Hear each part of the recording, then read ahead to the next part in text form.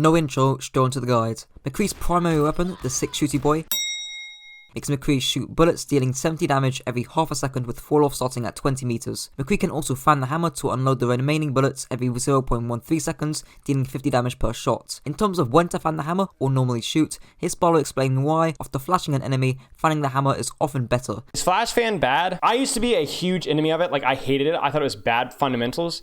But unfortunately, since Fan the Hammer got buffed, it's a more reliable kill. I mean, I don't think there are many situations where you wouldn't flash fan. 50 damage per shot? Yeah, so it's 300 damage now. I mean, I can't say no. In the wise words of Jayne, people say you ain't no man if you fan the hammer, but that Genji's dead, and I'd rather be a child than a very nice person. The two exceptions to fanning the hammer after flash is firstly against a small hitbox such as tracers, or secondly at ranges where the spread of your fan the hammer becomes unreliable. Moving on to the broader macro concepts, here's Spilo explaining the two fundamental aspects to your target priority as McCree. When you're pushing out or engaging, your target priority is one of two things: what is dangerous and or what is easy. You're going to shoot Pharah because she will either be easy or she's going to be dangerous. And you know this is going to be the case. That full little couple of seconds there that you're not looking at pharmacy is really problematic. You don't even have to be particularly good at the game to land a couple shots here.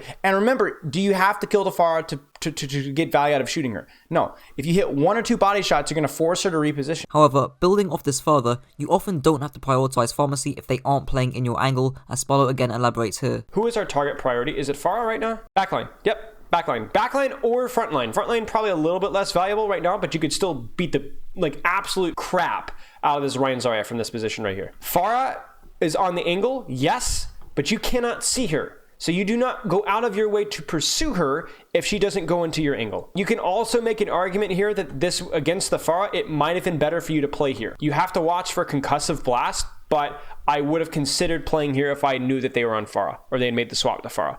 Why? Because you have a better angle on her, a worse angle on backline, but a better angle on her. If you and your BAP played here, then this Pharah would have a much harder time. Another fundamental aspect of your Peacekeeper is the sightlines you choose to play. Often as McCree, you will outrange the enemy compositions in most cases, hence you should be maximizing your range even at the expense of a little bit of fall off, as Spilo explains here. If you're going to take this angle here, why are you pressing W? Why did you go from nice corner, nice angle here to I'm on top of point? Maintain the sightline, and that's all you need to do. You outrange this comp heavily outside of Zenyatta and random Pharah rockets. There is no reason for you to go, I'm going to close the distance against these guys whatsoever, especially with the diva on the field. You're playing your McCree like you're trying to get up in the face of your enemies. At least that's how it looked like on the Pharah, and it's how it looked like in the diva. You do not need to do that. You can do that against Widowmaker comms, Hanzo comms. Building off that last note about sniper comps that want to play longer sightlines than you, aim to play for shorter sightlines while still maintaining an angle. A great visual example of this would be on Junkertown Attack First Point, where you can play shorter sightlines in the room with Mega, whilst also still having an angle to split focus. You may even want to 2-tap the Widowmaker at the short range if you so desire. Also, as obvious as it is really important that you time all of the angles you take with when your core pushes. I'll mention more about angles and flanking on McCree in the macro portion of my guide. McCree's first ability, the Rick Roll, makes McCree perform a 7.2 meter combat roll in the direction McCree is walking in with a 6-second cooldown. McCree's roll is best and most commonly used defensively to maintain an angle and to defend yourself from any threats, as Spilo explains here. Hi guys, I'm in a Major Midget Guide. Really, roll and flash are both used when your off angle is being contested. In other words, you can either utilize roll flash aggressively on your off angle, but most of the time you want to find a good off angle that makes you really, really dangerous, that makes people want to come after you, and then you can use roll and flash to defend yourself. That's the goal.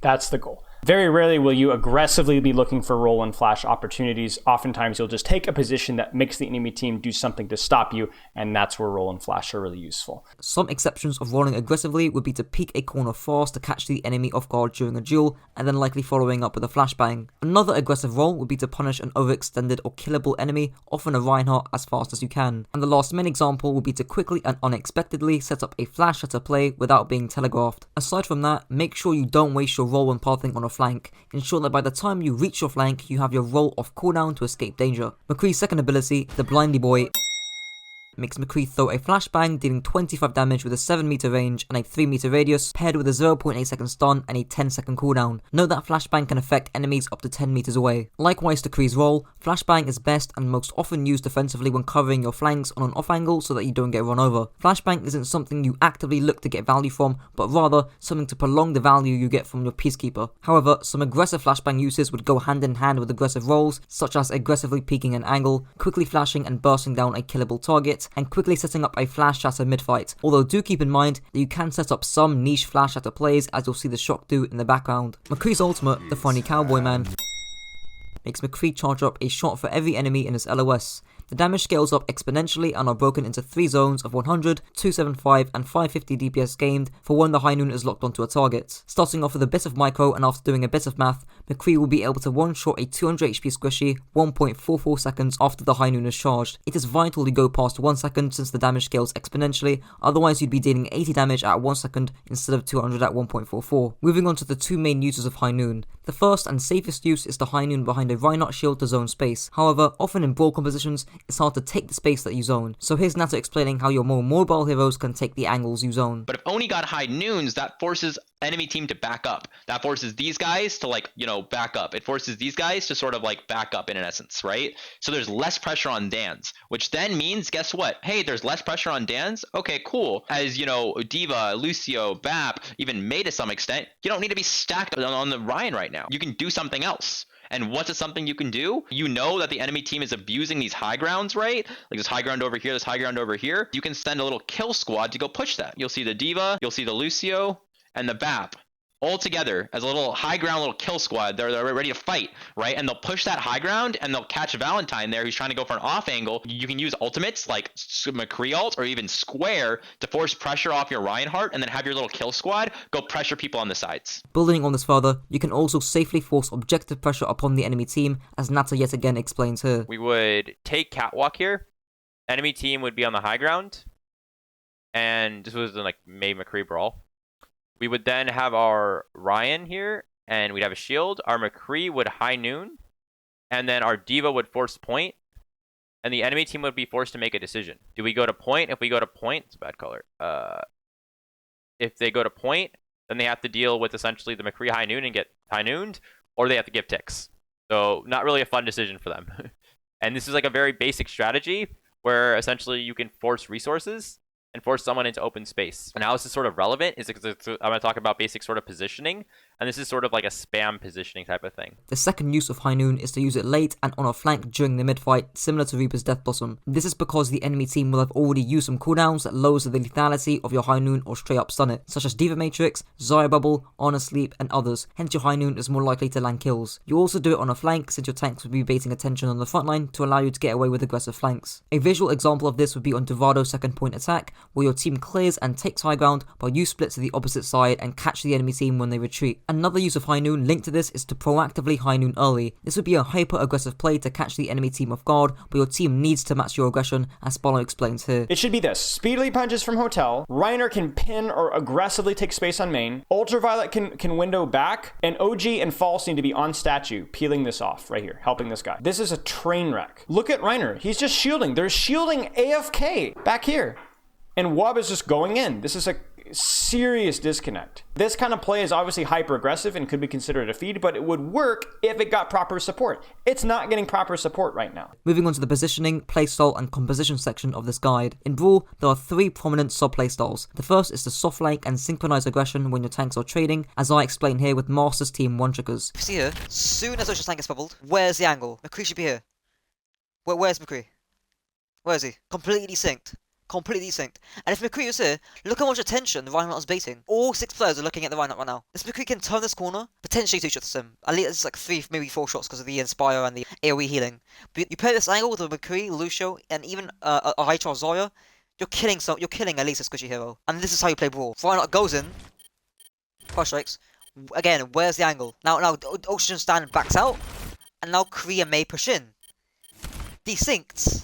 And now May and Creed disengage, and now Reinhardt goes in. If you want to watch the full VOD, click the link in the top right. The second playstyle is to hard flank, as Spilo explains here. The reason why it's important to clarify this in the Brawl mirror, one of the limitations of Brawl is if it's very slow. Even with Lucio, if I see McCree like up here, like who on Brawl can really stop that? BAP can shoot it a little bit. Their McCree can shoot a little bit, but nobody can like reach it and stop it or deny the angle. There's no ball, there's no tracer, there's no diva, there's no monkey. There's not even a sniper that can deny that long angle. So for you, I'm not necessarily recommending that you do that, but I am giving you that option that it does work. But the thing is you have to time them very well. Your team has to be in a position to push, because even if you don't kill anybody, you want to get value out of the attention that you buy. And if you do it by yourself, you're just gonna feed, or you're gonna eat a ton of damage, and then you're gonna have to run back to your team and you'll have accomplished nothing. It's a legitimate playstyle. It's a little memey, and there's ways of countering it.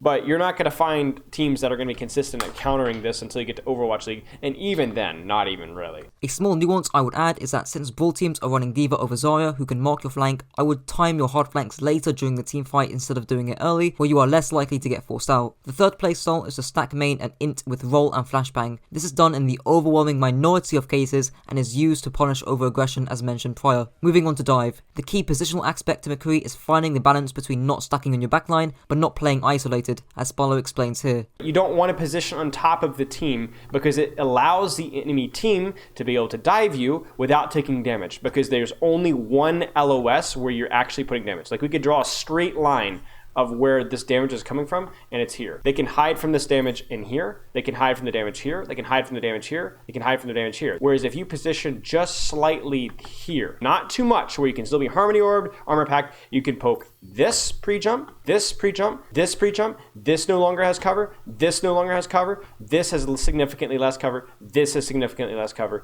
and you can even peek down this hallway a little bit easier. Dive wants to corral you. Stacking against dive is not the answer. It is being in positions where you can peel for each other, but you can poke out dive before the fight happens. So you don't want to be isolated, but you don't want to be stacked. As a summary, by stacking on your backline, you are allowing the enemy dive crew to corral you, but if you're isolated, you'll become the dive target. A great example of this being demonstrated would be on Basan downtown, where you are not stacked on your backline, hence you can poke out flankers pathing right side, but you are still within range to get peel from your backline. Other things to mention is that you and your backline should rotate when your dive crew engages. Since you don't have a shield, you should rotate once your Winston dives in, as he will be baiting attention on the front line to allow you to rotate. A visual example of this, again on Basan downtown but on retakes, is to push through the choke when your Winston engages. The last thing to mention is to typically play longer sight lines, as heroes such as Echo and Tracer are not favoured at 20 meters or beyond. Moving on to poke. The most important aspect here is to not only play shorter sight lines, but to also ensure you have an angle as well. A visual example of this would be on Blizzard World First, where even though you have a short sight line, you don't really have an angle. In this case, you should soft flank right side to where you both have a short sight line alongside an off angle. Note that Sigma can also come with you in order to increase the duration and lethality of that off angle. Hard flanking is also more viable due to the lack of mobility, but ensure to split late as mentioned prior if the enemy team are running a tracer and you still want to hard flank. Moving on to the poke dive hybrid comp. Here's Nato briefly explaining your role as McCree. McCree is where you're playing more to like for your backline. You're playing inherently more brawly, and you're playing to like it'll allow you to peel more. You normally play McCree in like enclosed maps, and you'd run like McCree if you know the enemy ball tracers, like giving you guys a lot of help. So McCree break Zen, it would be the backline, right? You don't never really run McCree with Mercy Zen because that's just straight up weird, because McCree like wants a break near it. But if you run this, then inherently you're not worried about their ball tracer anymore. Why? Because you have McCree break Zen. Their ball tracer should be very scared. Hence, your ball tracer, right, if you're running McCree break Zen, can be really aggressive and just go on their back. So the big things to take from this, right, is the understanding of McCree, you're brawly, right? You want to play a bit faster.